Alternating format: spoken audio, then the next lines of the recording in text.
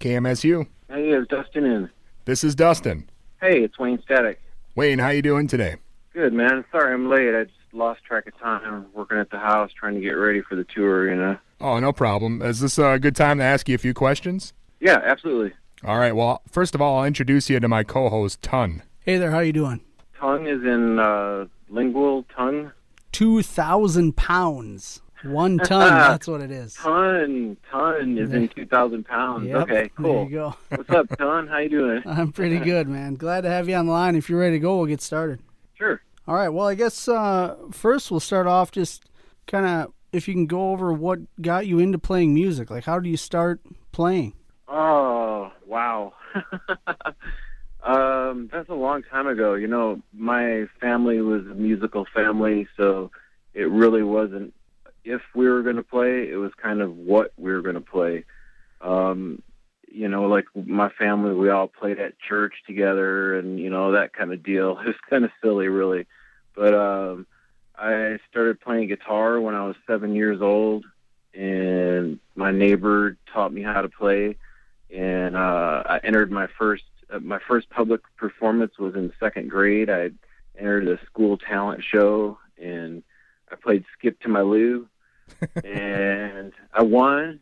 So the prize was I got to play for a bunch of old ladies at some luncheon that they were having. So Wow. I went and played for some old ladies. Score. By the way, old ladies love me. So That is awesome. it's just I got this crazy thing. Old ladies love me. It's really weird. I don't know why. You'd think they'd be scared. Nope, it's complete opposite. So from there, I discovered Kiss when I was 9 years old, and then that just ruined my life. Of course, any young boy who discovers Kiss, it's all over with. I saw the cover to a live one, and I was like, man, this is it. It's all over with. I want to be Paul Stanley.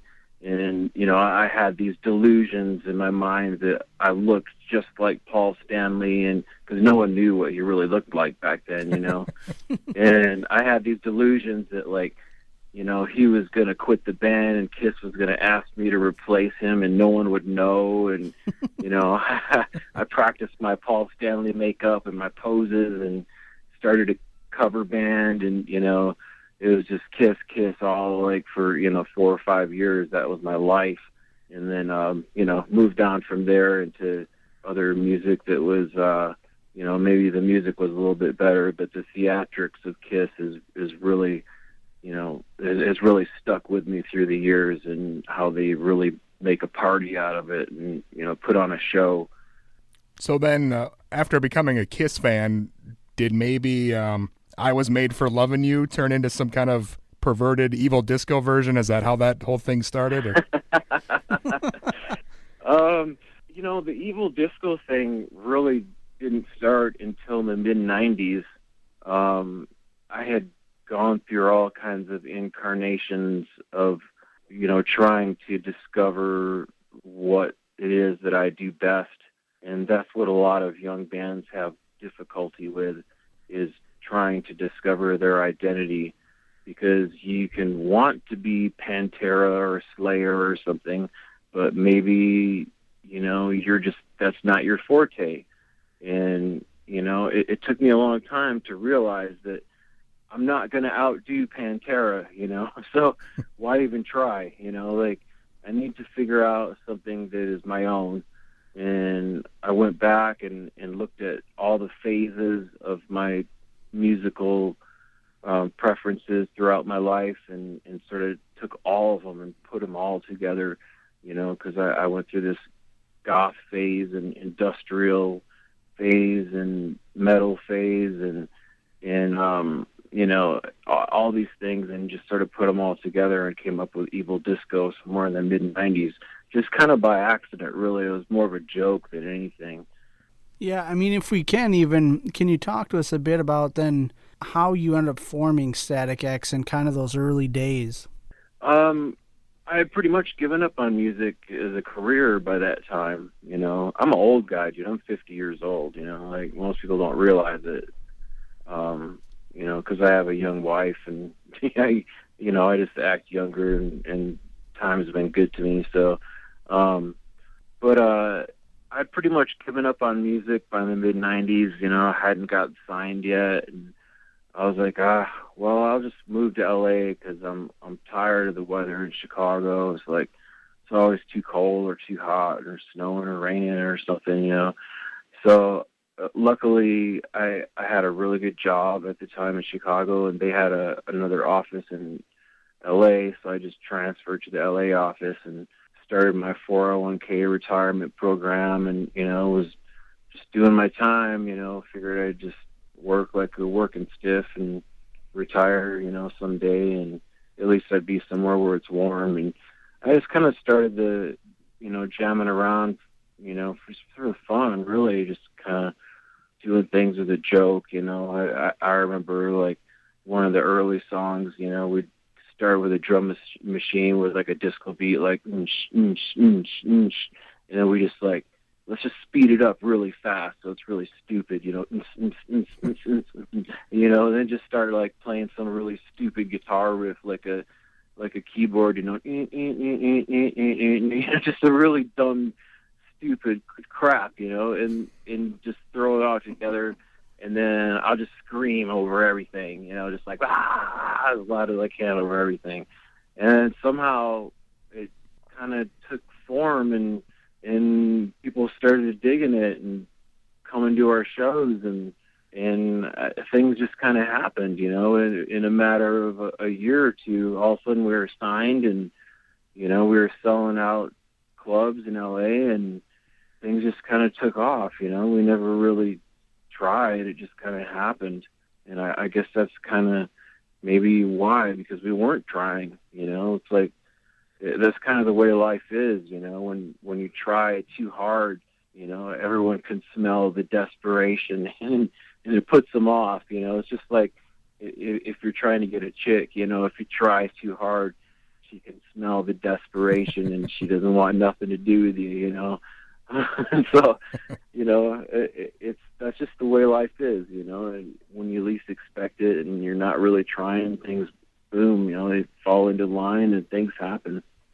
Yeah, and it's interesting. You mentioned the idea of not being able to be a Pantera or a Slayer, but when I first saw StaticX, it was at Ozzfest '99, and those two bands were actually on the bill with you. So Yep.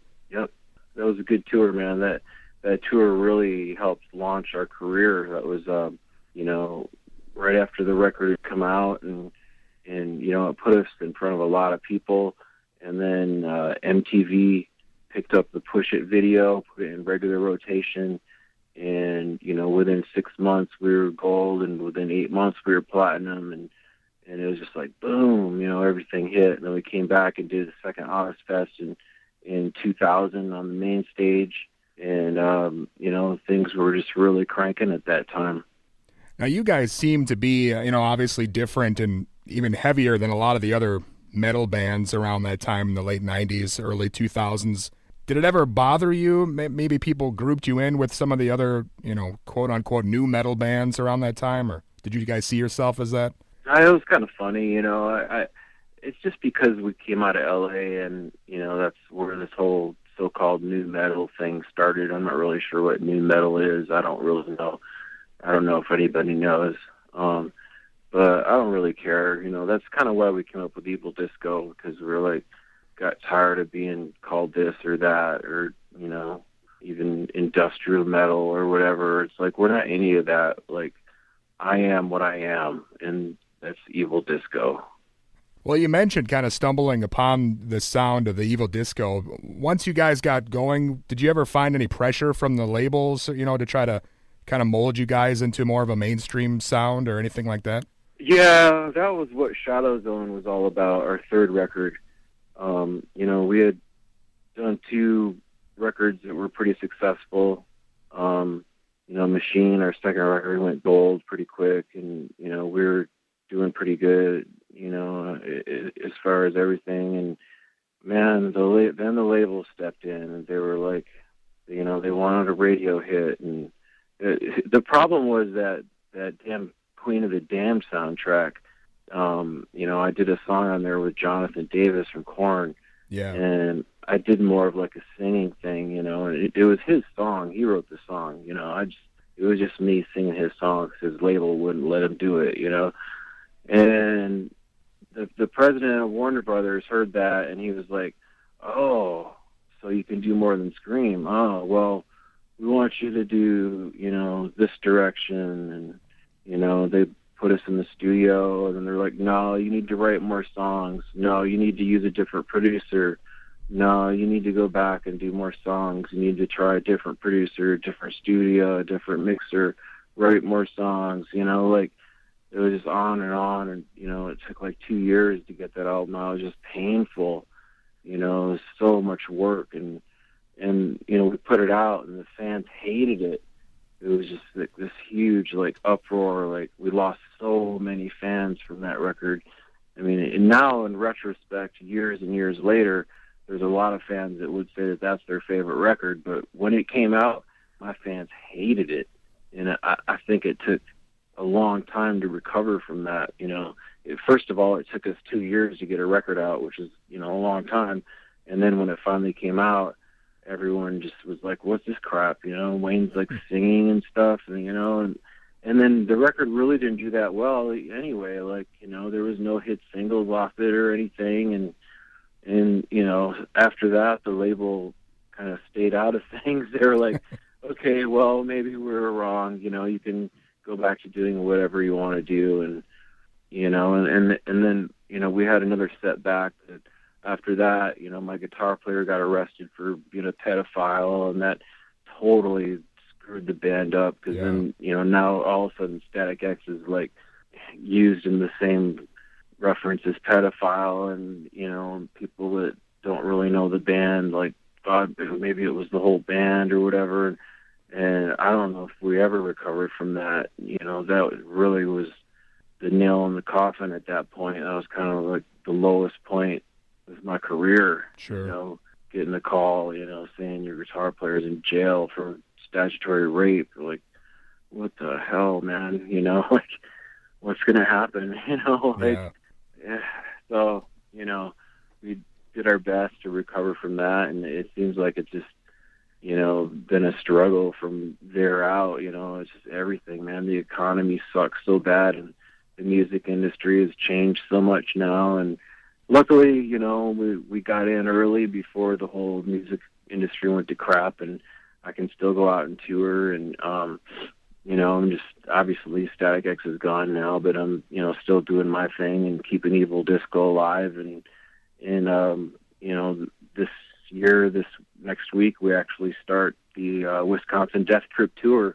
We're going out, playing the whole first album front to back. 15th anniversary of the release, so it seemed like a good time to do it. And, I think the old school fans are really going to dig it. I'm digging it, just getting back into the old songs, some of them we haven't played in so long. So it's pretty cool. Yeah, and you mentioned, obviously doing the solo thing now. Do you prefer that? I mean, or is the writing and recording process much different? Because I know you did most of the stuff for StaticX, too. Yeah, I mean, I always did everything anyway. It's kind of easier because now, like, I don't have to argue with anybody, It's like, it's a lot easier. I just do what I want to do. Like, before, I wrote all the songs and did demos, and then I had to argue with people about, whether the bass was, not loud enough, or whether there should be a drum fill here or not, and, just stupid crap like that. And it was just tiring and exhausting, and everything ended up being a compromise. And now it's just easier. I just, got some guys that I hired that are awesome players, and we all get along, and, the show is great, and we all have a good time. And, it's kind of StaticX Mark II. I just can't call it StaticX anymore. That's all. Yeah, and you guys got a show coming up in Minnesota soon, and we're looking forward to that, obviously, playing the old stuff. Do you have any other projects in the works, or maybe a new album or something like that? I recently did something with old school rapper DMC from Run DMC. Wow. And that finally came out, and man, it's a hell of a track. We did a video for it, and he finally got it out for sale. You can check it out on Amazon. It's just a single out right now. I haven't put his whole album out yet. But I did a couple songs for him on his album. He got a bunch of different players, and it's a really awesome track. This song's called Noise Revolution. He's actually calling the record that, and it turned out really cool, so everyone should check that out. Yeah, that's definitely an interesting pairing. That's got to be good. Yeah. I like doing, different things. I'm always looking for different angles to try. And I actually did a song with Bobby Brown. But I know, it's so weird. But it was right before Whitney Houston died. And, after she died, I think he just kind of shelved the whole project. And Wow. And I don't think it ever came out, or nothing ever came of it. I don't even know what he's doing now. But it was interesting. He was trying to go a little bit heavier, so he got some rock singers in to help out, and it was interesting. Yeah, that's yeah. That's the DMC thing is way cooler though. It's really badass, man. It's more of like a Rage Against the Machine kind of vibe, really hard hitting rock and roll based, but with DMC's, rapping over it, and then I do all the choruses and stuff, so it's really cool. Sounds awesome.